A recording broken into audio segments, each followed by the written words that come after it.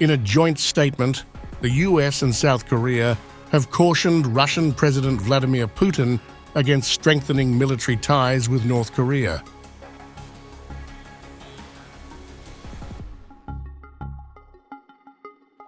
Russian President Vladimir Putin will pay a state visit to North Korea on June 18th. 19. The Kremlin has confirmed to Russian media. During Kim's visit, it is believed that the two leaders reached an agreement for North Korea to receive Russian assistance with its space program in exchange for armaments for the conflict in Ukraine, in violation of UN resolutions.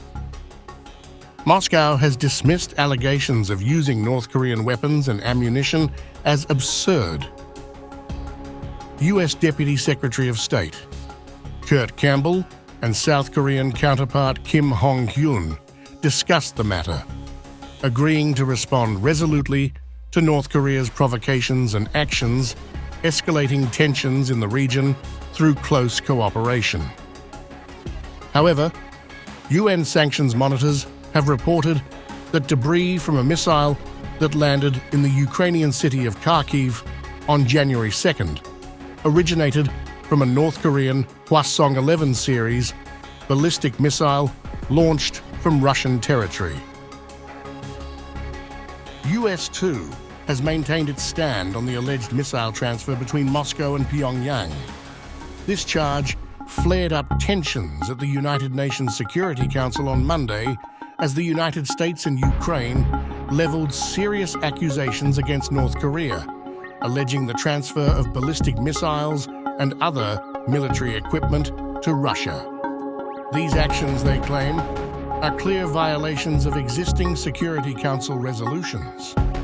US Ambassador Robert A. Wood presented evidence suggesting a direct link between North Korea and the ongoing conflict in Ukraine.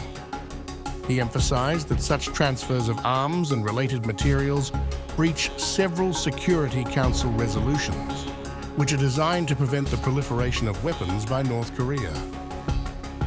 The transfer by the DPRK and procurement by Russia of these ballistic missiles and other arms and related materiel are clear violations of Security Council resolutions. On May 29, the United States published analytical material showing a visual comparison of images from DPRK state media and images of missile debris from Kharkiv, confirming Russia used DPRK missiles against Ukraine.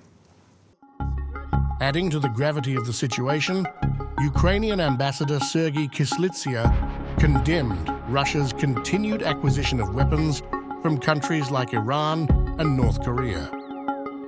He further alleged that Pyongyang has reportedly sent over 10,000 shipping containers to Russia, potentially containing nearly 5 million artillery shells.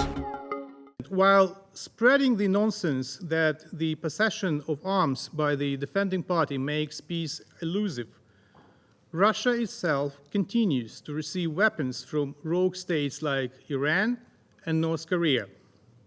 Pyongyang has already reportedly sent to Russia more than 10,000 shipping containers that could hold nearly 5 million artillery shells.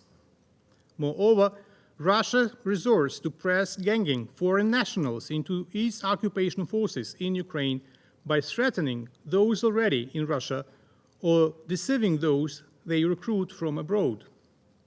Despite international concern, Russia has asserted its right to deepen ties with North Korea, citing its status as a neighbor and friendly country.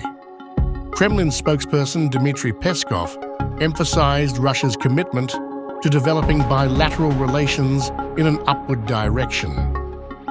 Putin's upcoming visit to North Korea, his first since 2000, when he met with Kim Jong-un, is expected to take place in the coming days, according to officials in Seoul. The visit could coincide with talks in Seoul next week between South Korean and Chinese foreign and defense officials.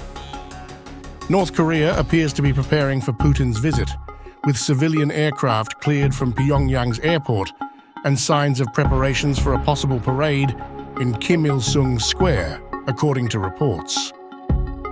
The relationship between Putin and Kim has been characterized by mutual admiration, with Russia and China using their status as permanent members of the UN Security Council to veto stricter sanctions against North Korea's nuclear and ballistic missile programs.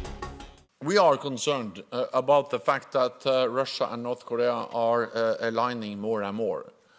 We have seen how North Korea has provided a substantial amount of ammunition, but also other types of military support to Russia to enable them to conduct a war of aggression against Ukraine. We have seen thousands of containers being loaded on railroad cars in North Korea and then transported directly to Russia, to the front lines in Ukraine.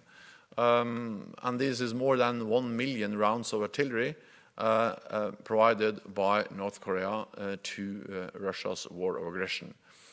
In return, Russia is sharing technology, supporting North Korea's missile programs, and we also believe nuclear aspirations or nuclear programs. So, of course, this is of concern. And the visit just demonstrates how authoritarian powers, North Korea and Russia, are working together, supporting each other. NATO has shown its concerns regarding the close relationship of Russia and North Korea with Stoltenberg, accusing Russia of sharing technology supporting North Korea's missile programs. And it's not just the West and NATO, Japan too has raised similar concerns over the growing rapprochement between Russia and North Korea.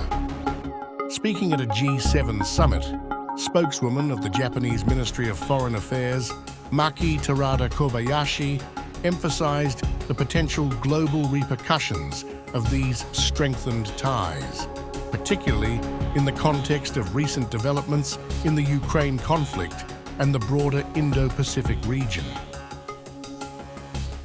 And if you see all these Russia, North Korea rapprochement during the past months and utilization of some materials or missile launchers exported from North Korea to Russia, which was utilized in Ukraine.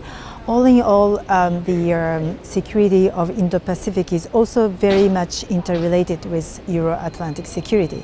The Japan Foreign Ministry's alert comes on the heels of a series of cooperative moves between Moscow and Pyongyang that have drawn the attention of international observers. NATO has shown its concerns regarding the close relationship of Russia and North Korea, with Stoltenberg accusing Russia of sharing technology supporting North Korea's missile programs.